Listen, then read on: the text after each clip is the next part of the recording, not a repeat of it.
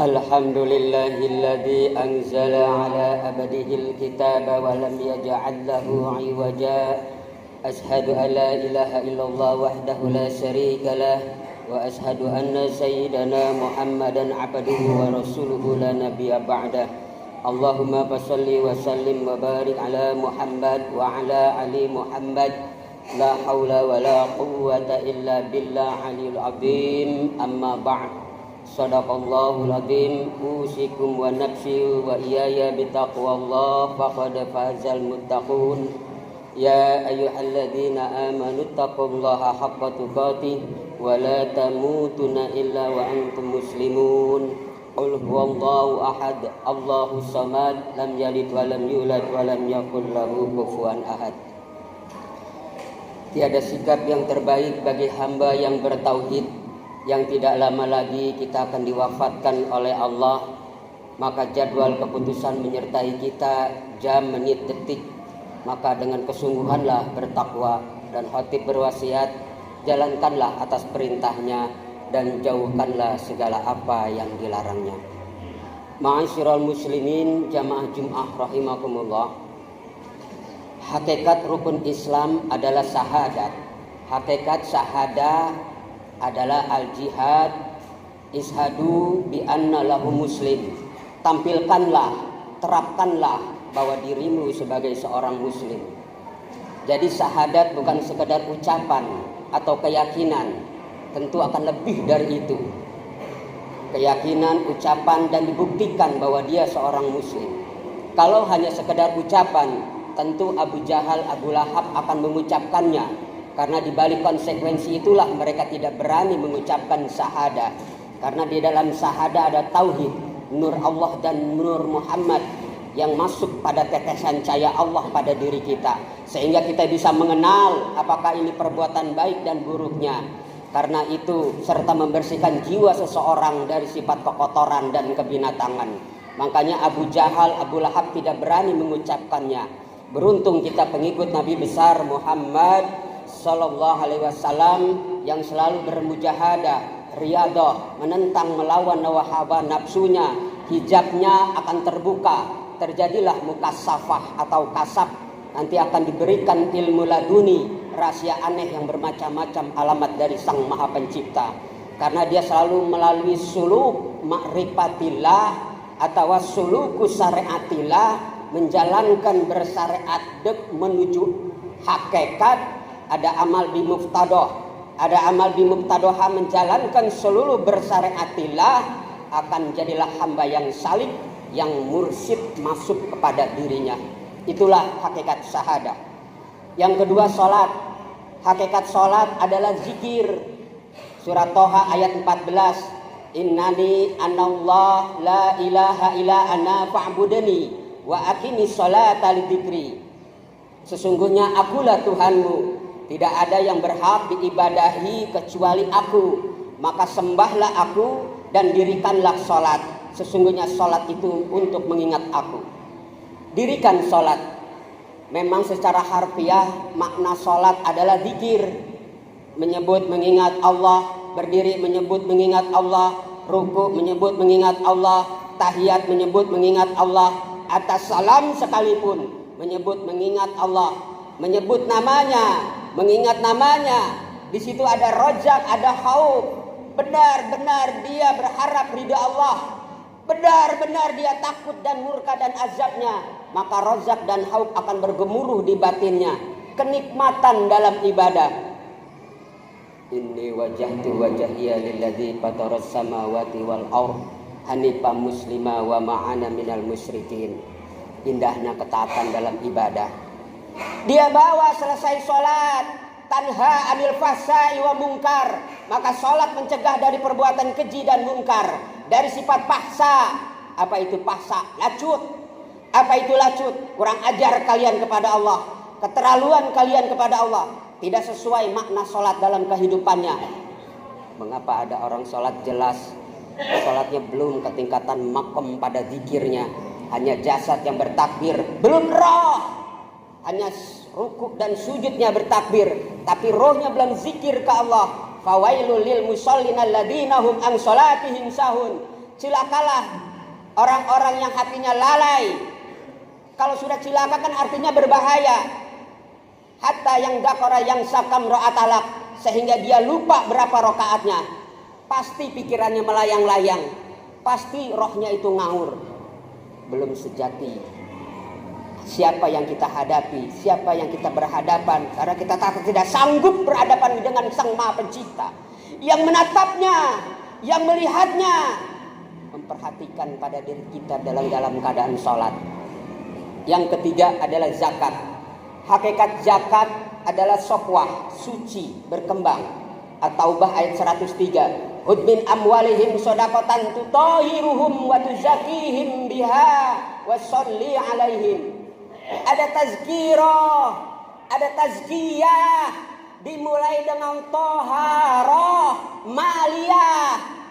Kita di alam dunia ini mencari uang, duit, dolar, fulus. Allah perintahkan, silahkan carilah karunia Allah dengan petunjuknya. Kita bekerja atas izin Allah, kita dapat rezeki atas izin Allah. Karena rezeki itulah sebenarnya, bukan hanya untuk mendapatkan dan kemudahannya. Wa ma min dabatil ardi illallah rizquha. Apapun makhluk melata di muka bumi ini dijamin rezekinya oleh Allah. Jangankan kita, semut saja yang ada di kita ini di Masjid Al-Huriyah, ribuan bahkan jutaan, dijamin rezekinya oleh Allah karena rasa tanggung jawabnya Allah kepada makhluk yang Ia ciptakan. Wa raja wal ghani wal mubdi. Ada hak Allah yaitu zakat, sucikan. Harta yang memenuhi hak Allah, lalu kita berikan makanan, kita makan, jadi darah, jadi daging, jadi nutfah. Maka barang sesuatu yang halal akan mendorong kepada hasanat, thayyibat, al-akhlaqul karimah. Tubuh yang tumbuh berkembang dari darah daging yang halal akan mendorong dalam kesenangan ibadah, kemuliaan akhlak, amal soleh, kelezatan dalam ibadah. Malaikat mengenal, jin seton pun mengenalnya. Innahu yarahum wa huwa qabilun min haitsu la taronahum. Salah satu makna jin mengenalnya yaitu yarah, tahu tubuh ini banyak makan yang haram.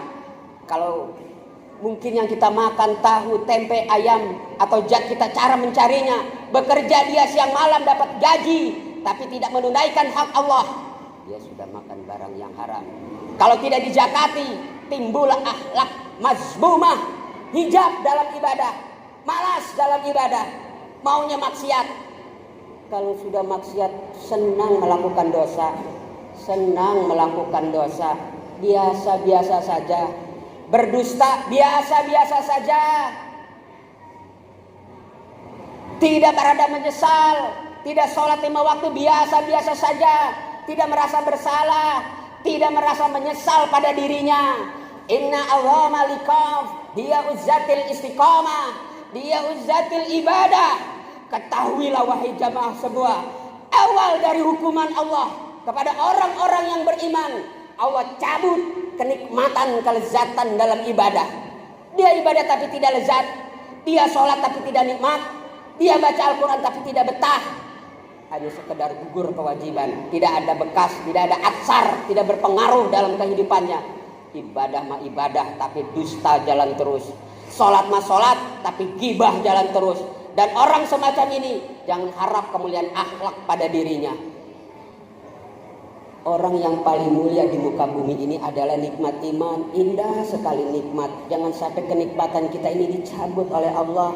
Makanya buah kolbi itu nikmat. Di surga dilarang karena tempat suci. Tapi sebaliknya, ujian, hinaan, cacian, sombong, takabur, riya, sum'ah, bahwa kita lebih hebat daripada orang lain. Kalau orang lain caci maki kita tidak terima. Itu sama juga kita makan buah kolbi. Sadar nggak kita? Karena Allah Maha tahu isi hati keadaan. Biarin aja, uang itu cuma suara kok. Kaji diri kita. Harta yang halal akan menjadikan barokah. Yang halal kita bangun rumah, maka rumah itu akan mengundang sakinah, mawaddah warahmah. Mengapa rumah kita ini tidak nyaman? Ribut terus, cekcok. Cobalah muhasabah diri. Dari mana harta itu? Apa sudah dizakatkan? Kenapa anak sulit sekali menerima kebaikan? Ngelawan mulu sama orang tua. Untuk belajar menghafal Al-Quran juga selalu sulit. Kaji diri pribadi masing-masing. Yang keempat adalah puasa. Hakikat puasa adalah suci. Wa ma umiru illa liya'budullaha mukhlisina lahuddin. Al-Ikhlas. Kalau bukan karunia Allah, mana mungkin kita bisa menahan lapar dan haus. Kita tahan dari subuh hingga maghrib. Karena kita benar-benar mencari ridha Allah. Karena tidak ada yang tahu dalam kesendirian. Karena Allah Maha tahu. Kita tidak pernah menjamah makanan. Orang yang paling mulia yaitu orang yang ikhlas. Tanpa diklaim bahwa dirinya ikhlas. Apa yang ada di hatinya itu yang dia pikirkan. Apa yang dia pikirkan itu yang mereka ucapkan. Apa yang mereka ucapkan itu yang mereka amalkan. Alim hidupnya tanpa merasa dirinya paling suci, tanpa merasa dirinya paling benar. Ada orang atau tidak ada orang, dipuji atau tidak, ada kamera atau tidak, dia lebih bangga dengan kameranya sang ilahi. Terus ditatap, dilihat, diperhatikan. Alangkah indah seorang hamba yang benar-benar dengan ketulusannya. Puasa yang berat akan menjadi ringan. Anak-anak kita diajarkan dari subuh sampai maghrib untuk menahan, tidak boleh menjamah makanan. Diajarkan sifat sami'na wa ata'na, diajarkan sifat ihsan, mencontohkan sifat Allah yudhim wa la yudham. Puasa yang berat akan menjadi ringan. Yang kelima adalah haji. Hakikat haji adalah al-hub, cinta. Sebagaimana Nabiullah Ibrahim cinta kepada Allah melebihi dari segala-galanya. Siti Sarah, Siti Hajar cinta kepada Allah. Lahirlah anak yang luar biasa. Dari Siti Hajar Nabi, dari Siti Sarah Nabi. Nabi Ibrahim, anaknya Ismail, rela dikorbankan demi cintanya kepada Allah. Siti Sarah yang mengandung, yang melahirkan, rela dikorbankan demi cintanya kepada Allah Subhanahu wa taala. Ismail dirinya sendiri rela dikorbankan demi cintanya kepada Allah. Ini bukan sinetron, ini bukan kriminal, ini bukan editan, ini bukan bicara bohong. Inilah hakikat cinta yang sebenarnya. Falamma balagha ma'u saya qala ya bunayya inni aratil manam. Ya Allah, alangkah bahagia rumah tangga semacam ini. Mawaddah warahmah, kasih sayang, masing-masing mempunyai keimanan dengan ketulusan. Nikmat indah rumah tangga, bahkan sholat tidak sah tanpa bersalawat kepada Nabi Ibrahim dengan para keluarganya. Allah abadikan di dalam Al-Quran untuk kita menjadi hamba-hamba yang beriman dan cinta kepada Allah Subhanahu wa taala.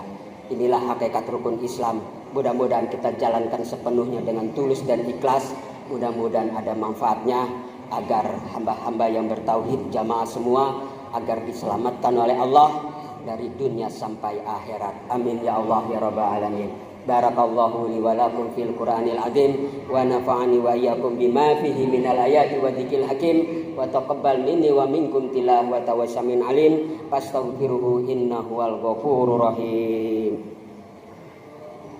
Allahumma shalli ala sayyidina Muhammadin wa ala ali sayyidina Muhammad. Alhamdulillah nahmadu wa nasta'inuhu wa nastaghfiruh wa na'udzu billahi min shururi anfusina wa min sayyiati a'malina may yahdihillahu wa may yudlil fala hadiyalah. Asyhadu an la ilaha illallah wahdahu la syarikalah wa asyhadu anna sayyidana Muhammadan 'abduhu wa rasuluhu la nabiyya ba'da. Qala Allah ta'ala fi kitabihil karim. Bismillahirrahmanirrahim. Innallaha wa malaikatahu yusholluna 'alan nabi ya ayyuhalladzina amanu shallu 'alaihi wa sallimu taslima. Allahumma shalli 'ala Muhammad wa 'ala sayyidina Muhammad kama shallaita 'ala Ibrahim wa 'ala Ibrahim wa barik 'ala Muhammad wa 'ala ali sayyidina Muhammad kama barakta 'ala sayyidina Ibrahim wa 'ala ali sayyidina Ibrahim fil alamina innaka Hamidum Majid wa ma alaina ma'hum bihsan ila yaumidin bi rahmatika ya arhamar rahimin. Alhamdulillahi rabbil alamin.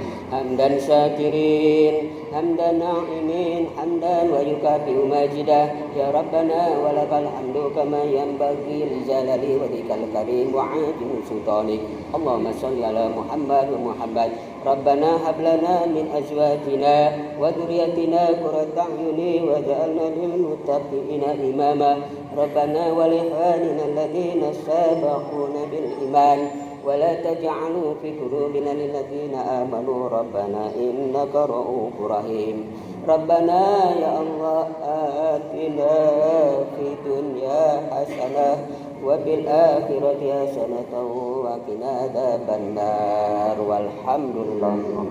عباد الله إن الله يأمركم بالعدل والإحسان والإيتاء وينهى عن الفحشاء والمنكر والبغي يعظكم لعلكم تذكرون.